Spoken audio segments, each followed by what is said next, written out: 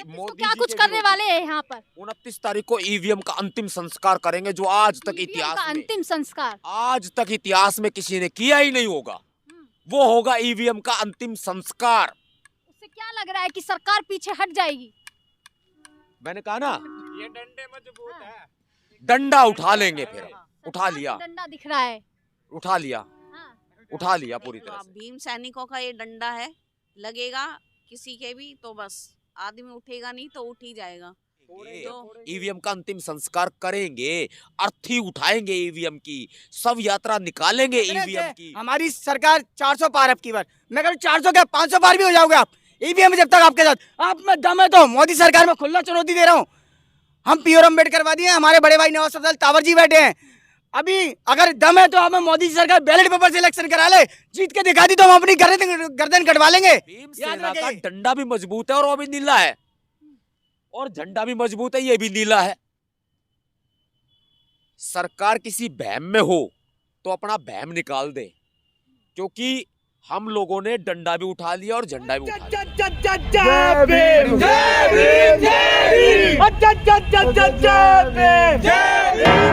मैं मौजूद हूँ रविदास पार्क, पुरानी दिल्ली, कश्मीरी गेट के पास। और यहाँ तमाम लोग, आप देखिए, फरवरी की ठंड की रात है और अंधेरी रात है, और यहाँ तमाम लोग बाबा साहब की फ़ोटो लेकर, डंडा झंडा लेकर बैठे हुए हैं। क्यों बैठे हैं अभी इन्हीं लोगों से जानेंगे। लेकिन आप अंदाज़ा लगाइए कि जगह जगह तमाम लोग धरना प्रदर्शन कर रहे हैं, तमाम लोग अपनी डिमांड और मांगे रख रहे हैं, लेकिन सरकार की कान पे जूं तक नहीं रेंग रही है।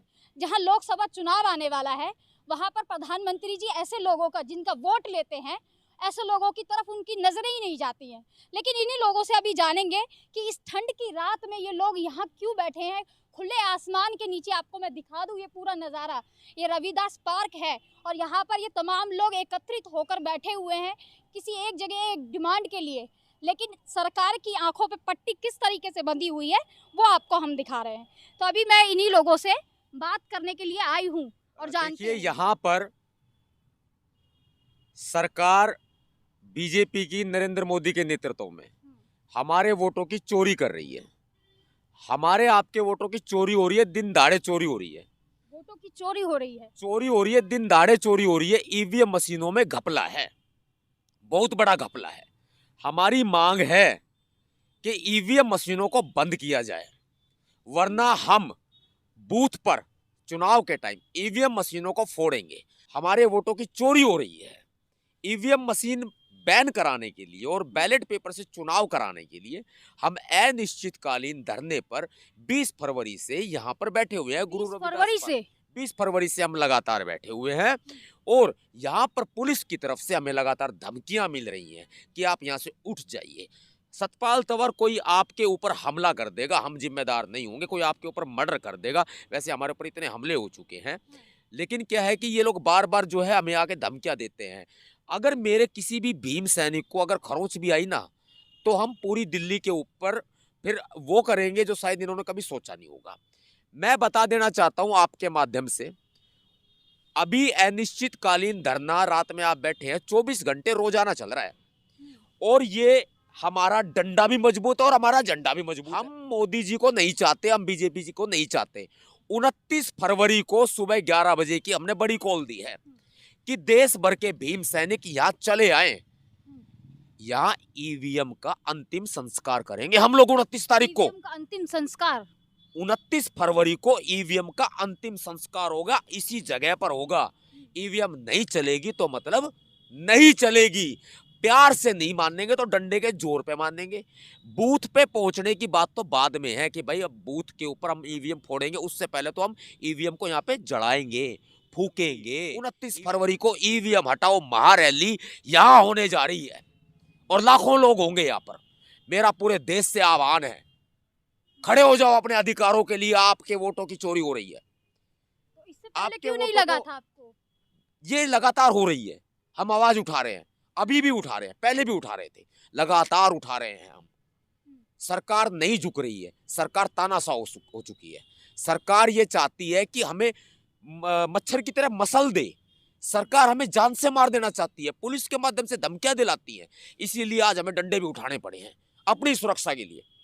पुलिस आती है और ये कहती है आपकी सुरक्षा आपके हाथ है। ये दिल्ली पुलिस का रवैया देख लो, दिल्ली पुलिस इस तरीके का आपको इस बोल- तरह का रवैया है। तो ये आरएसएस के जो लोग आ रहे हैं, तो ये आप लोगों से क्या मतलब क्या कहना चाह रहे हैं, क्यों वो- आपको इस वो तरीके वो से- वो आकर के ना हमें भड़काते हैं, वो अपने नारे लगाते हैं बीच में, वो मोदी जिंदाबाद के नारे लगाते हैं और हम लोग कह रहे हैं ईवीएम हटाओ देश बचाओ।